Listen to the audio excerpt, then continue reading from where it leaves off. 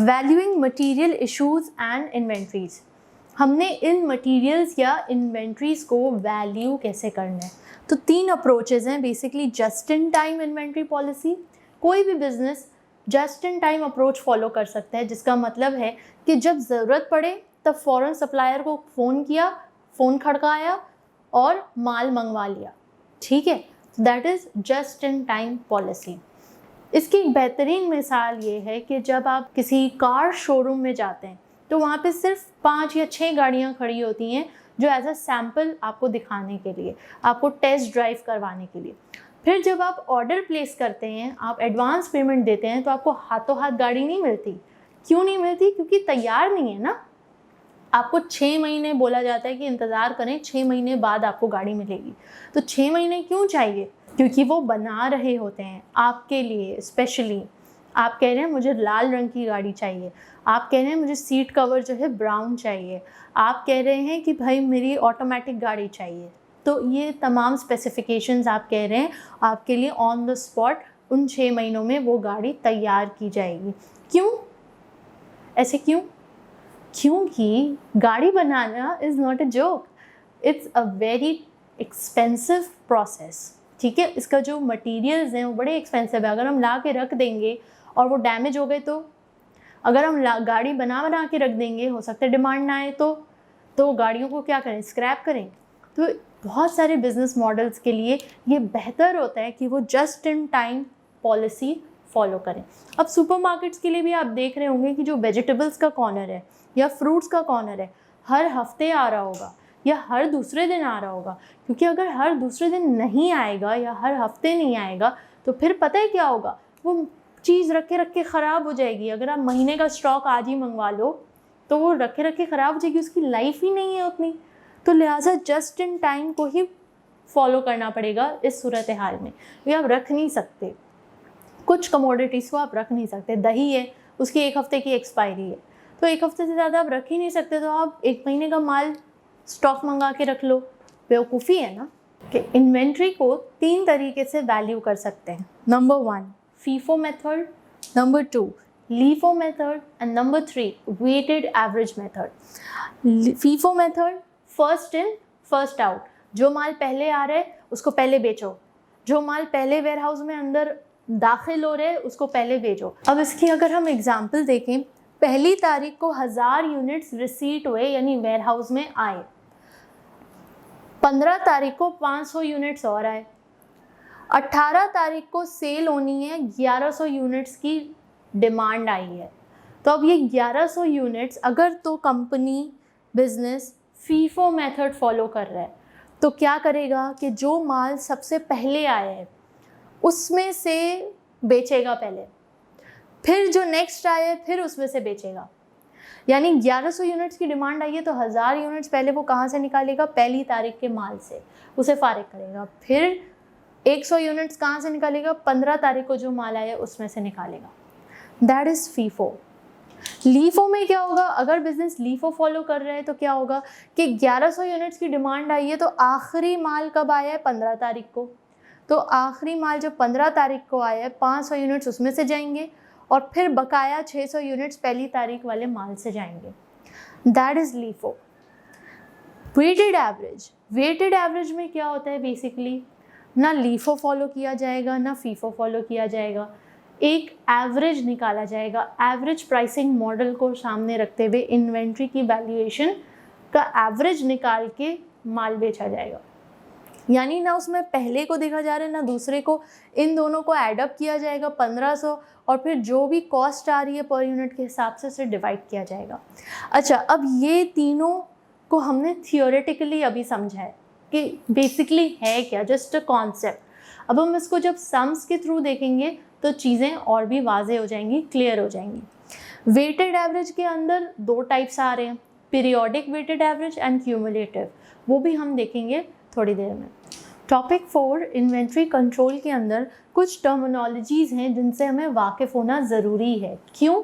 क्योंकि हम मटेरियल्स और इन्वेंट्री रिलेटेड चैप्टर कर रहे हैं, तो इन्वेंट्री में जब आप घुसते हैं तो कुछ टर्म्स हैं, you need to be familiar with those terms. वो क्या हैं? Number 1 bin card. Bin card basically एक डॉक्यूमेंट है कि जिसे स्टोर कीपर बैठकर मेंटेन कर रहा होता है। कौन मेंटेन करता है? Store keeper. वो बैठकर बस हर रोज़ के बेसिस पे ना वो रिकॉर्ड कर रहे हैं कि आज की तारीख ये है, इतने बजे इतना माल आया, कौन से आइटम है, आज के दिन कितने बजे इतना माल आया, किसने भेजा, किस वक्त आया, कहाँ रखवाया गया है, किस ऑर्डर की बेसिस पर आया है। फिर वो लिख रहे अच्छा 1 बजे ये आया, 2 बजे ये आया, 3 बजे ये आया, 4 बजे इतना माल स्टोर से गया, कहाँ गया, किसी डिपार्टमेंट में गया। 5 बजे इंस्पेक्टर आया, ये वेयरहाउस मैनेजर आया, 5 बजे वेयरहाउस मैनेजर आया, उसने इंस्पेक्ट किया, कुछ माल डिफेक्टेड था तो वो उस वेयरहाउस से बाहर निकाला गया। तो ये सारा दिन का जो कुछ भी आया वेयरहाउस के अंदर और जो कुछ भी वेयरहाउस से बाहर गया, क्या गया, कितना गया, क्यों गया, कितने बजे गया, ये सारी डिटेल्स कहाँ लिखी होगी? बिन कार्ड में। तो this is a daily record. कौन मेंटेन कर रहा है? Store keeper. इसका फ़ायदा क्या है?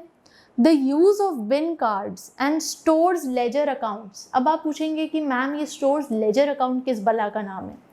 भैया स्टोर लेजर अकाउंट भी एक डॉक्यूमेंट है।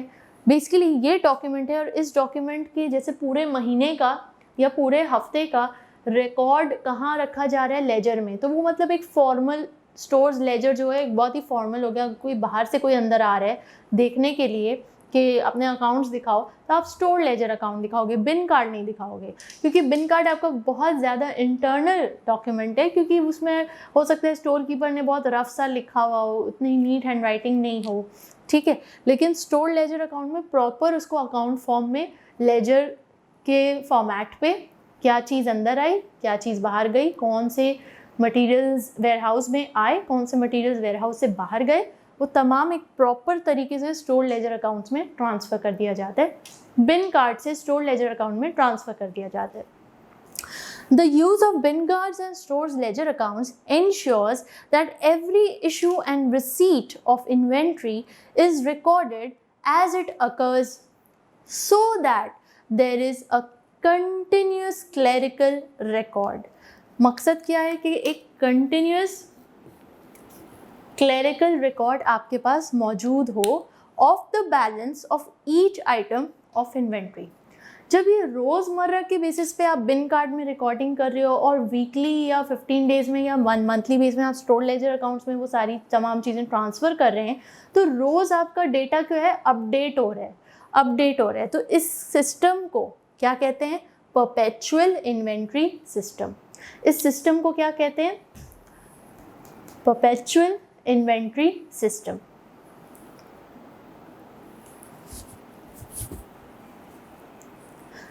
Next, stock taking. Stock taking किसे कहते हैं? स्टॉक टेकिंग का दूसरा नाम है स्टॉक काउंटिंग, कि काउंट करना कि मेरे वेयरहाउस में कितनी इन्वेंट्री रखी हुई है।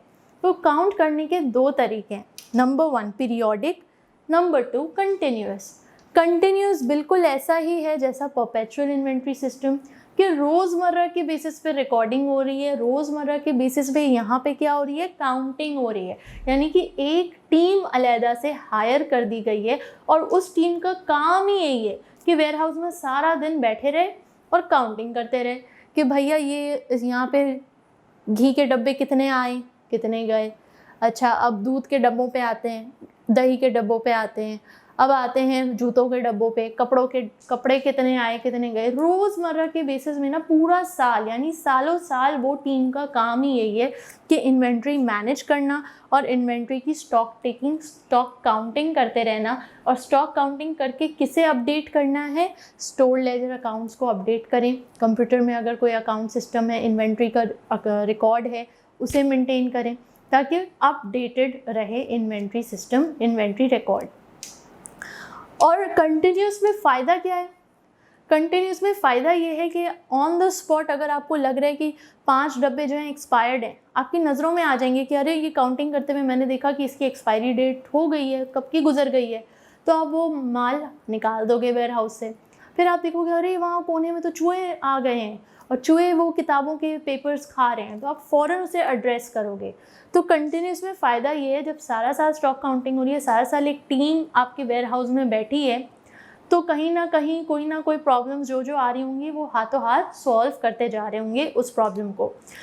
ना कि आप पूरा साल वेट करके एक पीरियोडिक स्टॉक काउंटिंग का इंतज़ार करें, यानी कि साल में एक दफ़ा ये होगा और वो वक्त मुकर्रर होगा। यानी कि फ़र्ज़ करें अगर क्लोजिंग पीरियड किसी भी कंपनी का दिसंबर है, तो दिसंबर के महीने में टीम आएगी और स्टॉक काउंटिंग करेगी और मैच करेगी कि अकाउंट्स क्या शो कर रहे हैं और फिज़िकली कितनी इन्वेंट्री रखी है। तो ये जो पीरियोडिक है, इसमें नुकसान ये है कि पूरा साल वेट करो, अगर कोई प्रॉब्लम भी है तो वह साल के आखिर में पता चलेगी, उस पर्टिकुलर पीरियड में पता चलेगी। मोर ओवर उस पर्टिकुलर पीरियड में आपको बिजनेस स्टॉप करना पड़ेगा, होल्ड करना पड़ेगा। ना कोई माल वेयरहाउस में अंदर आ सकता है, ना कोई माल वेयरहाउस से बाहर जा सकता है। तो दैट इज़ पीरियोडिक, क्योंकि वो पीरियोडिक उनका पीरियड ही वही है कि उस पीरियड में हमें करना है। अब अगर फ़र्ज़ करें कि उसमें एक कंपनी है और वो काफ़ी ह्यूज कंपनी है, उसकी ह्यूज इन्वेंट्री है, तो ह्यूज इन्वेंट्री को पीरियोडिक में 1 महीने से ज़्यादा भी लग सकते हैं, 2-3 महीने, तो यानी तब तक आप बिज़नेस बंद करके रहेंगे। That is a drawback. लेकिन डिपेंड करता है, बिज़नेस टू बिज़नेस वेरी करता है। स्मॉल बिजनेसेस के लिए ये सूटेबल होता है, बिग बिजनेसेस के लिए ये सूटेबल होता है।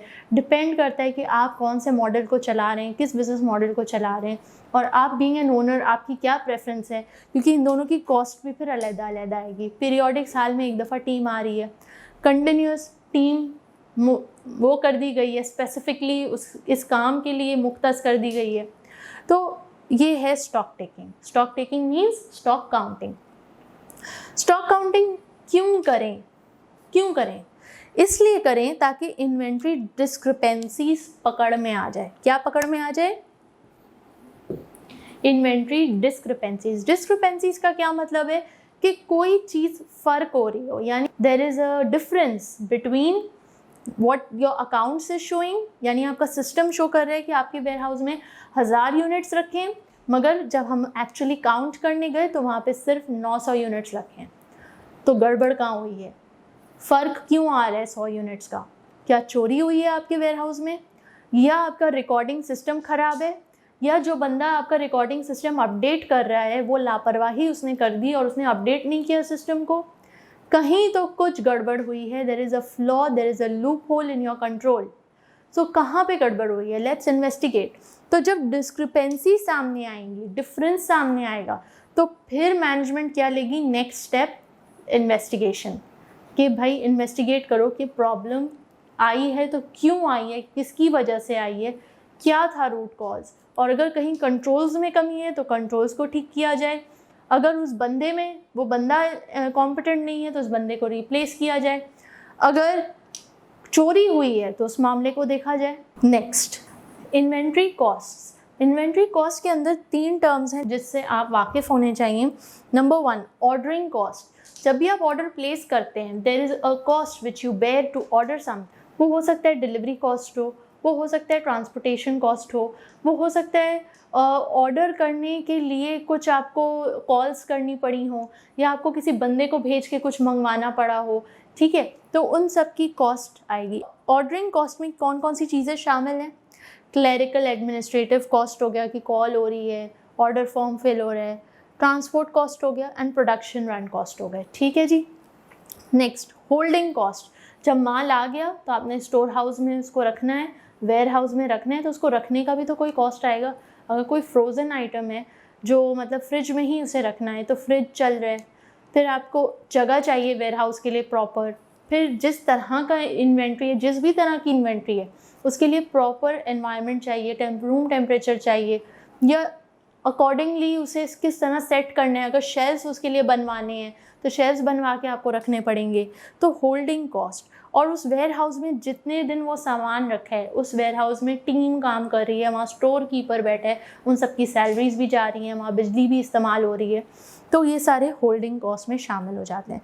Cost of storage, interest charges, insurance cost. आप अपनी जितनी बड़ी इन्वेंट्री होगी आप उसकी इंश्योरेंस करवाना पसंद करेंगे कि खुदा ना खास्ता वहाँ आग लगती है, खुदा ना खास्ता कोई ख़राब होता है, माल अर्थक्वेक आ जाता है, कुछ भी होता है, तो आपके पास इंश्योरेंस पॉलिसी हो उस इन्वेंट्री की, क्योंकि जैसे सुपरमार्केट का बिजनेस है, उनका तो पूरा बिजनेस ही इन्वेंट्री के ऊपर है।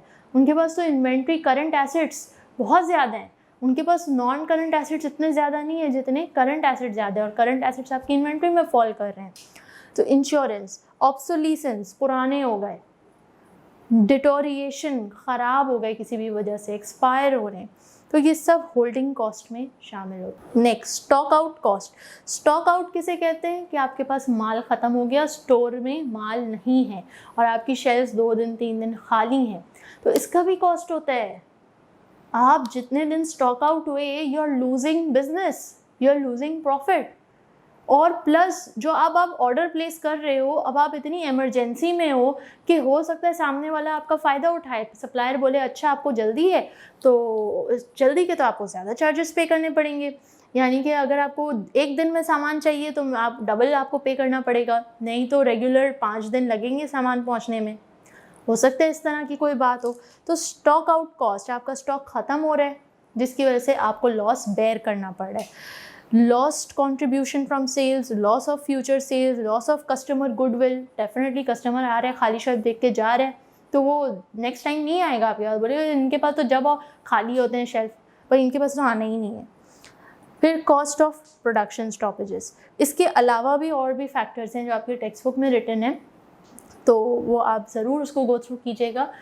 हमने काफ़ी सारी चीज़ें डिस्कस कर ली हैं और ये टर्मिनोलॉजीज़ आई होप ये क्लियर हो गई होंगी आपको।